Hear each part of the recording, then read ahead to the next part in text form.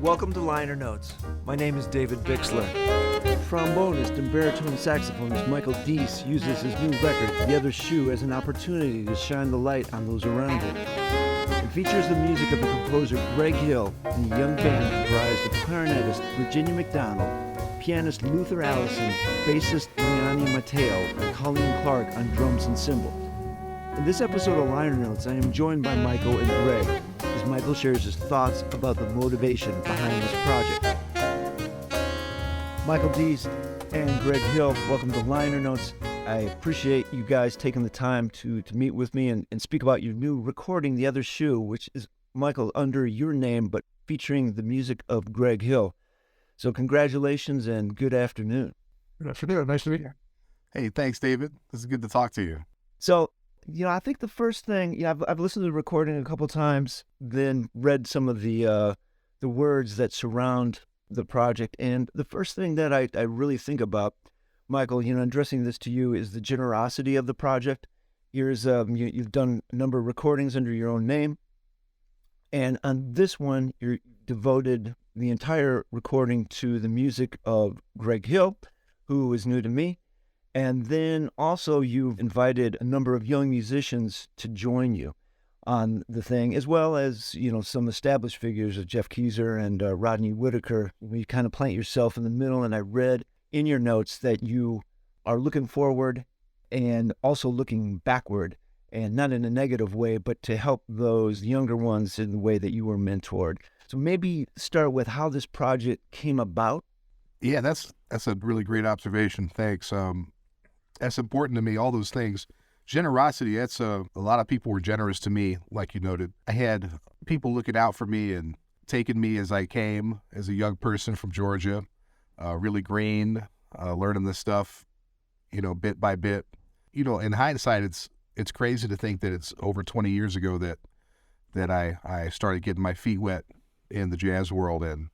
And so that's a big part of my story is, continuing what happened to me through mentorship and generosity, as you say, and guidance, and being a part of that as it continues and as it basically develops young musicians into contributing members of the jazz field. And that's where I met Gregg. Gregg is someone here in Michigan that believes in and supports a lot of the next generation of musicians. I met Gregg through a jazz party where he was sponsoring a jazz event through the Jazz Alliance of Mid-Michigan. And I was taken by how much he cared about keeping the music playing and giving people opportunities that they didn't have. And it reminded me a lot of some of the things I came up through in Augusta, Georgia, where there wasn't much jazz music happening. The project, it's a wide scope question. The meeting Gregg, feeling this nexus point in my career of being a leader and being a side person, and feeling the positive pressure to give back to the community and to carry along people on both sides. It's clear that several of the musicians here are younger, and they have a lot to offer, and they'll give and hopefully get something from this experience too.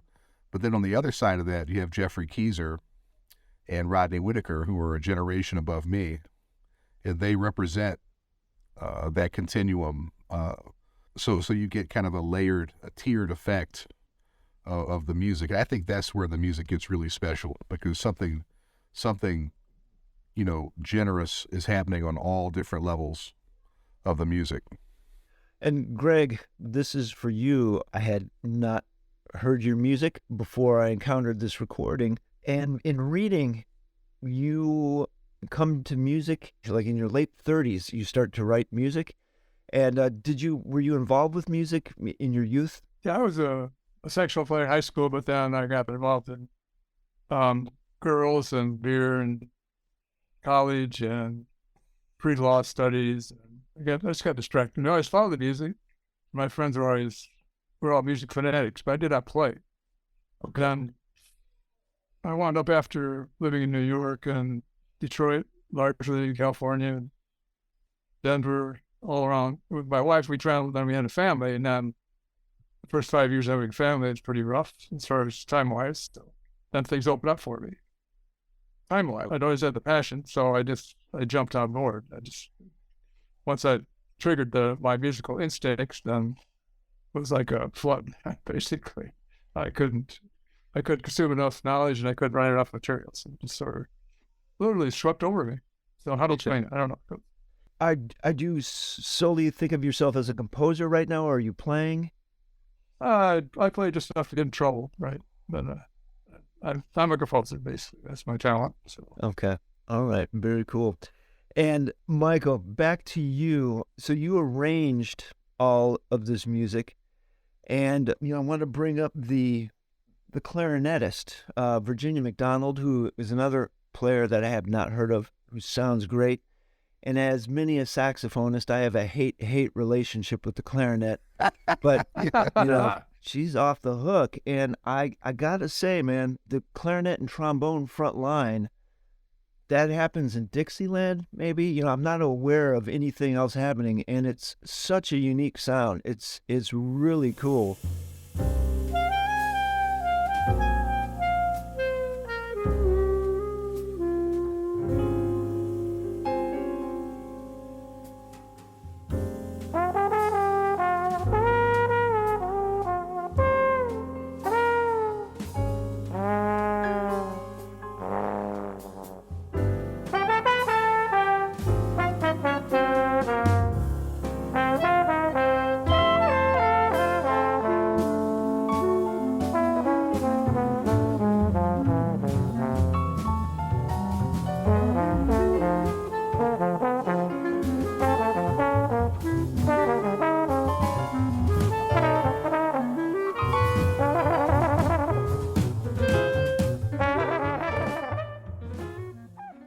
And I read that you discovered her online, so maybe unpack a little bit of that. Yeah. I'll open that suitcase. I had the same response. My saxophone is my first instrument. I switched to bone when I was 17, so I always have this ear for woodwinds and certainly saxophone and clarinet, and I really respect the clarinet, and it's a beautiful sound, and I've been fortunate to play with a lot of great clarinetists. I was a part of a Nat Cohen's quintet at one point, and I've heard the clarinet just played beautifully, but when I heard Virginia play on, I think it was either Facebook or YouTube, she was playing a transcription of Charlie Parker's Embraceable You solo, the one that we all know and love, and I was listening to it, and I said, wow, she's really capturing the nuances of Bird's tone and vibrato and the dynamics and all the sort of the special parts that a lot of people gloss over when they dig into those things. And transcriptions are deep to me because that's how I learned to play. I learned to play by copying and emulating great solos. I didn't have a theory teacher or anything like that. So when I heard Virginia play, it was like a lightning bolt hit me, and I heard the clarinet in a different sort of shape and presence that I had heard before. A lot of it has to do with the warmth of her sound, and then she has an articulation and accent inside of her line that reminds me of the great saxophonists that gets kind of straightened out in clarinet. It could be it's sort of the clarinet.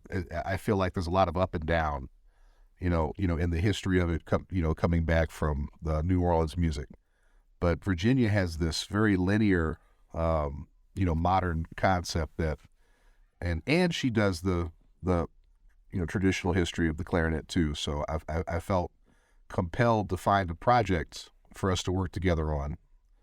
And like you said, my touchstone for the clarinet sound, and trombone was New Orleans music. So, getting a chance to kind of discover new grounds with this instrumentation seemed just too enticing to pass up. So I reached out to her and I said, listen, you sound incredible.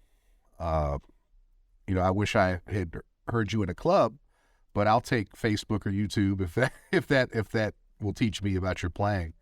I checked out some more of her playing, and I said, listen, if there's any chance that you can get to the States, because she's based in Toronto, I said, I'll figure out something for us to do. And lo and behold, she said, I'm setting up a tour. So this worked out perfectly. And she's just a wonderful person, great composer herself as well. And I'm very happy with the way the blend is on the front line. As you chose this music, Gregg, was this new music written for this project, or Mike, did you know of these tunes and put them together for this? These are off the last 2 books. I have 4 books of material. When I started writing I guess it was the 90s when I started really putting the good material together and concentrating. But the first book is Outrospection, that has 40 tunes. The Spontaneity, that sort of overlapped that 90s period. My strong period is actually mid-90s, late 90s. And my first wife died of breast cancer, and so I got knocked off track there. And then we had 911. And surprisingly, that the combination of that loss and all that melancholy from those 2 events, that put me in a mode to write some fairly deep material, which is not on this album. It sort of revived me, the melancholiness and the sadness. But it's also inspirational. As you get that low, you find things you didn't know about yourself. You're able to express larger trends that are going on that are in our world that we're sharing. So I'm sort of proud of those that rebounded from that. And then I took a little break and I started hitting again in the 2014, right about the time I met Michael and the Professors of Jazz, and I was off and running again. Printed 85 tunes, and most of these are from the last 7-year period where I've been on that sort of a hot streak as far as writing. And Michael was able to, he picked ones that I thought were going to be little orphans that nobody would want, but he found something that he really liked in those tunes, and he killed it. He's a master arranger, I would say, because he put some life into some of those tunes are really simple, and he made them into very, very complex, many multi-layered recordings. So I'm really impressed by him. Beyond his great playing. Yeah, no doubt. Was there a back and forth between the 2 of you as you were preparing the music to record? It's a trust thing. I just trusted him. I knew he was great. That's a great musician, and I'm surprised by his arranging and all his other skills as well. So that actually, to me, you can hear that in the music. I mean, I hear it because I didn't feel uptight or sort of bound or pushed or directed too much. I had a free hand in it, and I felt a good feeling from Gregg coming that I wouldn't abuse the material that he'd written. I like playing things as close to the source as possible.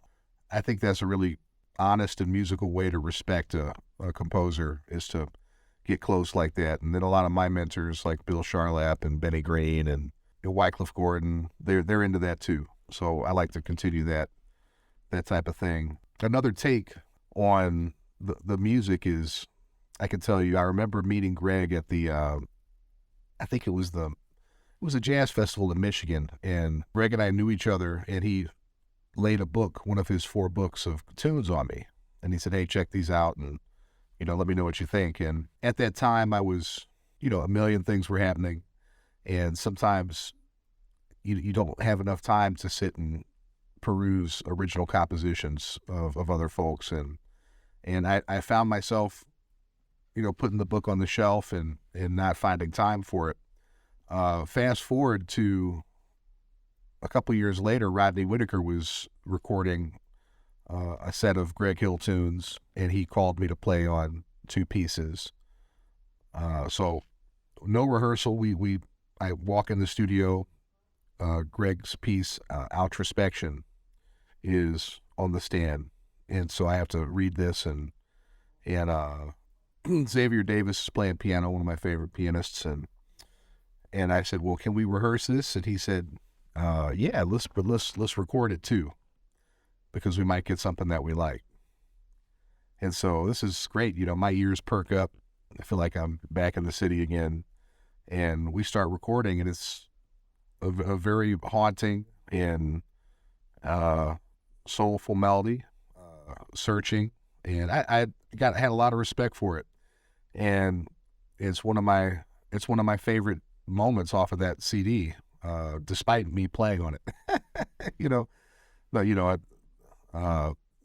and then at that moment, I went home and I picked the book off the shelf and started reading through Gregg's tunes. So that was a catalyst moment for me to give his music a shot. And that, to me, led up to our discussions and getting in the studio last September. You killed that solo, by the way. So that's one of the highlights of the album. I have to give it to you. Thanks. Couple questions related to this recording. I want to know a little bit more about the rest of the band. And then also, is this going to be a band that's going to be doing gigs, or is this kind of a one-off thing since Virginia lives in Toronto? Yeah, we have some gigs coming up April 7th at Urban Beat. And then Virginia's coming to Michigan May 26th for our CD release at Blue Llama in Ann Arbor, great jazz club. And then we're playing in Grand Rapids May 27th at a jazz and wine bar called GR Noir. So yeah, we're working and touring as much as we're able to. And the band has plans to go back in the studio in August. And this unit felt so good, and the talent and risk and taking chances aspect of it is, we're all in. So we're pretty excited about that. Very cool. Tell me about Luther Allison on piano, Liany Mateo on bass, and Colleen Clark on drums. Sure. They're from all over the place, and you assembled this rhythm section. Yeah, that's something I love. My concept lately has been basically a wide reach. Like, I want to get perspectives in the music, and to me, the most interesting perspective right now is a different perspective. Like, I want to know what people feel like. Colleen lives and works pretty close to where I grew up. She's in Columbia, South Carolina. It's about 45 minutes from where I grew up in Augusta, Georgia. I met Colleen in New York in the early 2000s when she moved there after getting a bachelor's at Ithaca College. She was hanging out, Smalls and Smoke and the Fat Cat, and so I heard her sit in, heard her play. Eventually, she started doing some gigs with Sherelle Cassidy. Sherelle Cassidy and I had a band together, and that was where I got to know Colleen. So I knew her as a young, getting to it New York drummer, just like we were all trying to do our thing. Colleen ended up going to North Texas to get a doctorate, and then she won her professorship in South Carolina, and she plays with a lot of fire. I can always tell she's having a fun time. It's that similar spirit too of that Tane has. Like, when you see him playing, it's like the playing music gives him so much joy, and Colleen brings that just optimistic feeling to the music whenever she plays. So I had her in the back of my head as what's the right project where she has a lot of creative control, and we can sort of pass that trust around, kind of like Gregg had given me with the project. So that's Colleen. Luther is from Charlotte, and when I started the jazz camp in Brevard, North Carolina about 10 years ago, Luther was a recommendation to play drums. And yeah, drums. So and he was the second recommendation. So I don't know what happened to the first cat, but Luther came by. He was driving a big Scooby-Doo van. He's 19 years old, and he's just a huge, gifted talent in music, and a very, very nice, thoughtful, good person, basically what I would say. He was such a ray of sunshine at this camp and he played great drums. I said, I'm going to take you to New York. I'll have you play on my next Positone record. So that's 2015's Father Figure. He's the drummer on that with India Owens, Glenn Zaleski, Emmanuel Wilkins, and Marcus Howell. He's the drummer. He's the drummer. I'm trying to wrap my head around that. Okay. So, yeah, because I'm looking at the album here, and I'm thinking of all the crazy piano he's playing on here.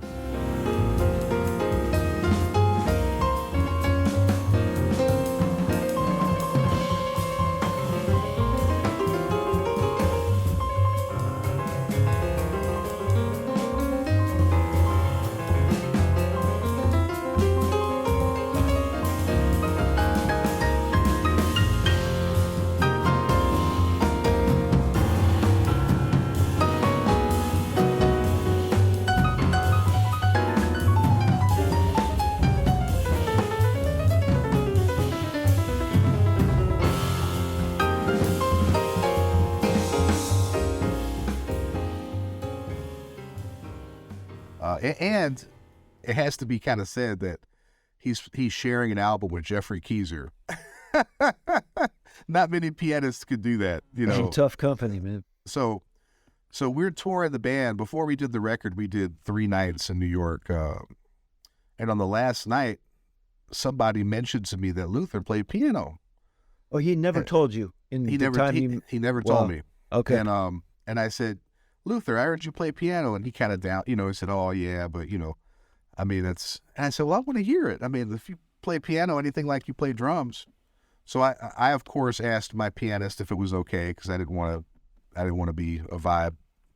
And I said, Glenn, man, is it cool if Luther plays the last tune here on piano? And he was like, yeah, I'll go sit in the audience. So we had another drummer come up and play, and he rocked it out. I mean, it was bad. And I looked over at Glenn, who's kind of, I wouldn't say Glenn's picky, but Glenn knows the level that good piano should be at. And I looked at Glenn, and Glenn he gave one of those like, yeah. No, he's a pianist, yeah. That's crazy, man. That's Luther. Luther is Samara Joy's pianist right now. So they're in Europe, I think, for the next 2 weeks. She just won her Grammy, and I imagine the work for them is going to skyrocket. And so that's Luther. Luther has been sort of in my stable of, sort of right-hand musicians. He's played piano on several of my projects, and so I can't really, say enough good things about him. And then Liany Mateo is a bassist that I think I first met at Jazz House Kids in New Jersey. Must have been 8 or 9 years ago at this point, but she ended up studying at Michigan State. Her bass hero, her bass dad, I think, is Rodney Whitaker. And Rodney's such a great teacher and mentor. We get a lot of excellent students here. And Liany was one of our great students. She had a great attitude and practiced, and was a leader and a really good contributor to the vibe and the atmosphere. And I had been looking for something for it. We were going to actually record in March of 2019, but we all know what happened in March of 2019.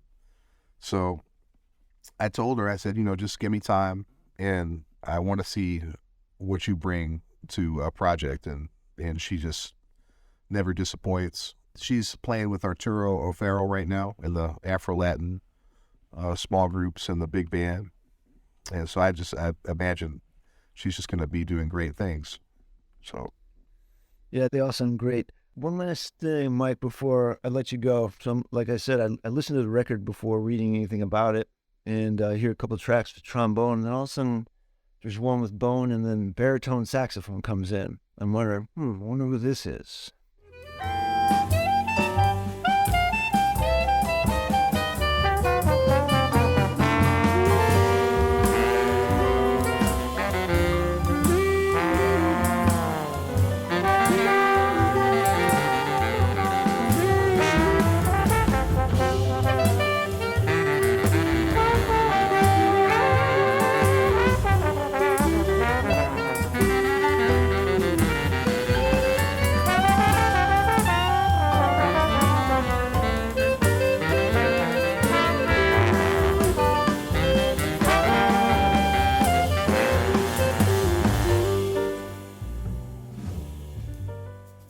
And then, I read, and you just alluded to the fact that you started on a baritone saxophone. So maybe briefly, maybe talk about that transition. It sounded good, man.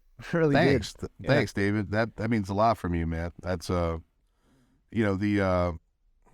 started on alto when I was 11, and we had a lot of good sax players at my school, at my middle and high school, and I won first chair. In high school, I practiced and did chair tests, but my band director said, listen, the other cats are like seniors, and I'm not going to kick a senior out of the band because you beat him in a chair test. So he said, if you want to play in symphonic band, you got to play Barry. So my response was to quit band.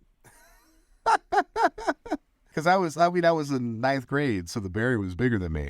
And I'm big this way, not that way. So anyway, Barry, I always appreciated a nice Barry player. Tony Lustig has played on a couple of my records. He's a really fine baritone saxophonist. But, I switched to tenor, and then it was tenor until trombone at 17. So that was, I just have that linear sensibility that inspired me from Curtis Fuller and then to J.J. Johnson. And when I moved to New York, I would meet people and play, and then invariably I would find a saxophone and start noodling around, and one of my mentors eventually gave me some advice, and he said, "Hey, listen, you're just getting started, you're just getting your feet wet, and people are learning about you. You don't want to be one of these show-off, braggadocious, annoying people that jumps on every instrument and plays. So you might, since you're a trombonist, why don't you focus on trombone and, keep practicing saxophone, but maybe don't throw that in everybody's face." Right? And he was looking out for me, and it ended up being good advice. I ended up establishing myself as a trombonist, but anybody that knew me knows that I love the saxophone and that I always have a saxophone around. And I started playing it again when I was 25, 26, and I met Tom Bones Malone at a party, and we started playing all these, trumpet, cornet, flute, saxophone, bari, tenor, and I started subbing for Bones Malone. And that was like a real big affirmation for me that saxophone it could have a place in my life while still being a trombonist and having a main focus. So fast forward all the way through to now, Joey DeFrancesco was actually really inspiring to me in that regard, that he loved something and pursued it and added it to his arsenal, and it was a very honest and beautiful part of his career. When he passed, a light bulb went off of me, and it said, wow, I wouldn't even have to relearn saxophone. Like, I still know how to play it for the most part.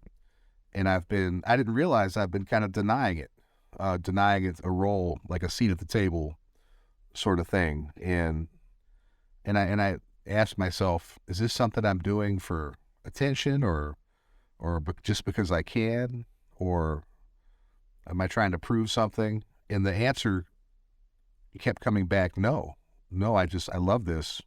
And it's a part of who I am, and it should be a part of the music I make. So that's where, I started playing tenor again. But the tenor would always push back on me. I kind of, think like if you look down a hallway and you see a bunch of portraits on the wall, and all those portraits, Sonny Rollins, Sonny Stitt, Ben Webster, Michael Brecker, even the newer portraits, Melissa Aldana, Nicole Glover, like all these people are looking at me, and I'm like, they're terrified. Stop looking, But the Barry hallways is not quite as long and as deep as the tenor and alto. So I feel like a little more room and a little less institutional historical pressure. It's a Barry player. Interesting, and I love it. Analogy. All right. Yeah, I'm into it. So I'd like to interject. Michael's band is playing at Lansing Jazz Fest in August, right around the recording session. Mm-hmm. I learned from the guy that's running the festival that the same night that we're playing is James Carter is playing that night. So if you want to get your Barry on and have a saxophone battle with James Carter, you can cast away your demons. That's something no one has ever said. No one in the history of jazz has said, I want to have a saxophone battle with James Carter. Am I right, David? You got that one, man. I'm looking forward to it. Yeah. Well, on that note, gentlemen, Gregg and Michael, pleasure speaking with you. The record is The Other Shoe on Origin, and congratulations on the recording. Thank you for your time and for your conversation. All the best. Thanks so much, David. My favorite. Liner Notes is grateful for the support of Van Doren Reeds and Mouthpieces. Be sure and check out the Van Doren Advisory Studio in New York City for all your sound sculpting needs. Liner Notes is grateful for the support of Arlen's Good Beer in Bowling Green, Ohio. Sound by Marco Mendoza. The theme music is No FOMO, Mofo by yours truly. Produced by David Bixler. Be sure and subscribe to Liner Notes wherever you find your podcasts. If you like what you hear, I ask that you consider supporting Liner Notes financially. You can do this by going to the Liner Notes tab at davidbixler.com. Thank you for your consideration.